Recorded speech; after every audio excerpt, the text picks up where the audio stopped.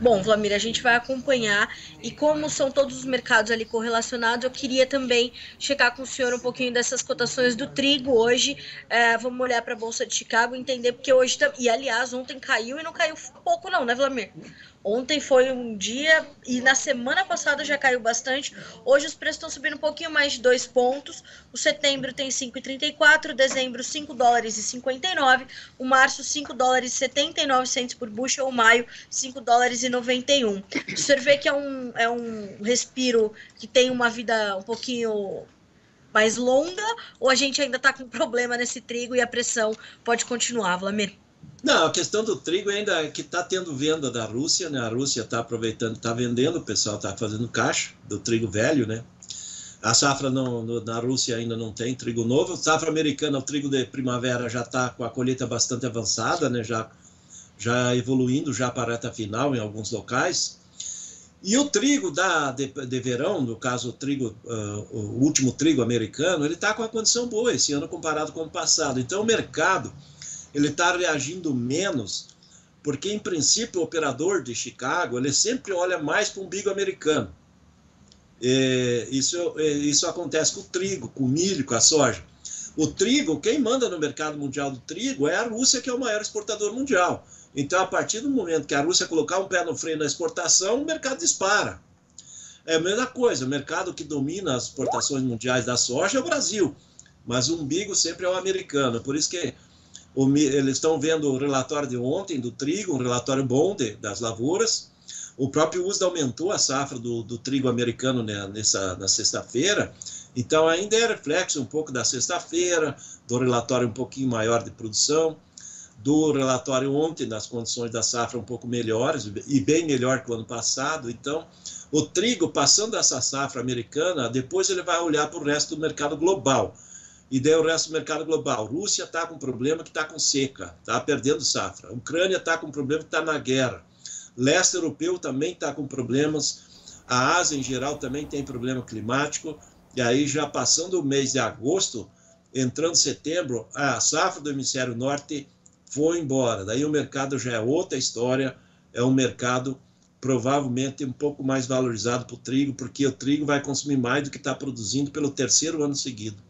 Agora, Vlamir, quando a gente olha para o mercado brasileiro, como é que tudo isso se traduz para cá, para os nossos produtores? Hoje o CPEA estava dizendo que o mercado está obedecendo ali algumas regionalidades, porque há uma perspectiva diferente do comprador e do vendedor nesse momento, que justamente está olhando essa pressão em Chicago, essa possibilidade de uma safra global maior, a safra russa vem aí, a safra americana maior. Quando a gente traduz todas essas informações para o Brasil, que está aí com a sua safra de inverno, sua safra de trigo em desenvolvimento, Vlamir, que sinais de alerta que a gente tem que trazer para ele?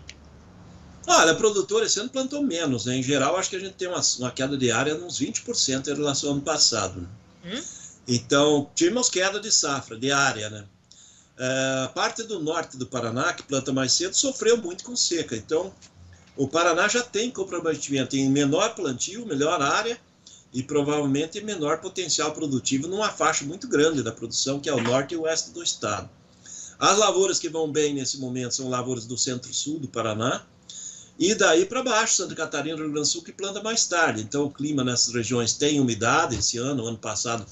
Primeiro sofreu com seca, depois teve chuva em excesso na colheita.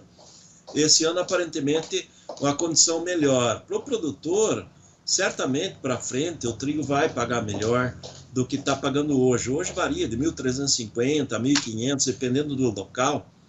Mas o produtor ele vai olhar o que liquida o trigo importado para os moinhos. E trigo importado para os moinhos dificilmente vai liquidar abaixo de 1.650, 1.700 reais a tonelada. Então nós temos um fôlego aí para o produtor. Então não acho que o produtor esse ano ele vai sofrer com o trigo como sofreu ano passado. Ano passado, além de ter uma produção comprometida da qualidade pelas chuvas em excesso, as cotações estavam muito baixas. Muita gente vendeu trigo a menos de 900 reais a tonelada. Esse ano aí o produtor vai receber bem mais, eu acredito em cotações muito melhores, vai ser um ano bem mais tranquilo para o produtor de trigo e aparentemente ele não precisa se preocupar, sair, correr para vender. O mercado é um mercado de área menor e demanda certamente maior, nós vamos consumir mais e não temos grandes volumes de estoques. Então, há uma condição melhor aí para o produtor nessa safra. E existe uma demanda também por esse trigo, né, Vlamir? Tem, nós estamos exportando trigo. Já passou quase 2 milhões e 600 mil toneladas exportadas esse ano.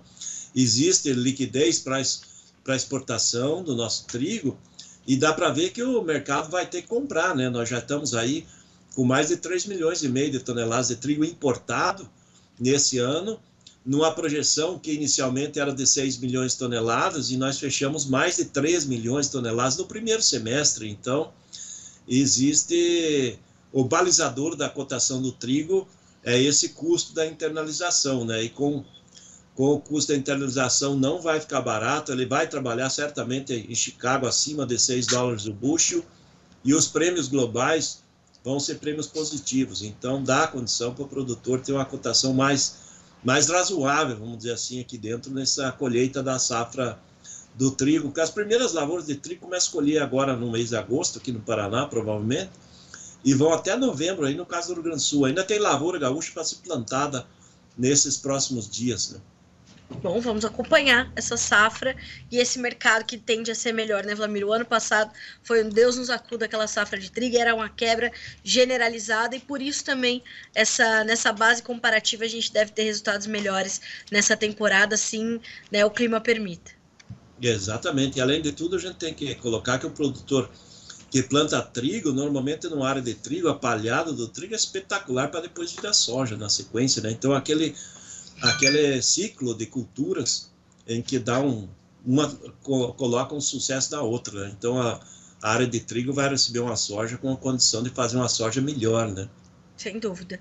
Bom, Vlamir, quero muito te agradecer, e como eu falei, né, não era com a mesma intensidade que o Batista ia fazer aqui, mas eu dou aqui meu jeitinho para saber o que o senhor tem para nos contar hoje, com toda a sua experiência. Não precisava nem de mim, né, Vlamir? Para o senhor contar para o pessoal o que está acontecendo. O seu João Batista, isso aí, mas tá ficando, essa é a pupila dele, né? Então, certamente então, o senhor tem a pressão? Tá no caminho certo. João, um pouco de entrevistar o Vlamir? Não vou aguentar hoje não, Vlamir. Sim, senhora, tudo certo, produtor. O susto do tiro passou e vamos em frente aí, que certamente vamos ter oportunidades de fazer negócios aí na sequência, tanto de milho, soja e trigo. Vão ter boas oportunidades. Nós estamos muito pertinho do fundo do poço e estamos vivos, então daqui para frente tem mais chance de melhorar do que piorar. É verdade. Boas notícias, Vlamir Brandalize. Ainda bem que cheguei nesse dia para o senhor trazer boas notícias para os produtores brasileiros. Obrigada, viu, Vlamir? Uma ótima semana para o senhor. Amanhã está tudo normalizado, o João está de volta. É isso aí. Um grande abraço, até a próxima. Um abraço. Até amanhã, Vlamir.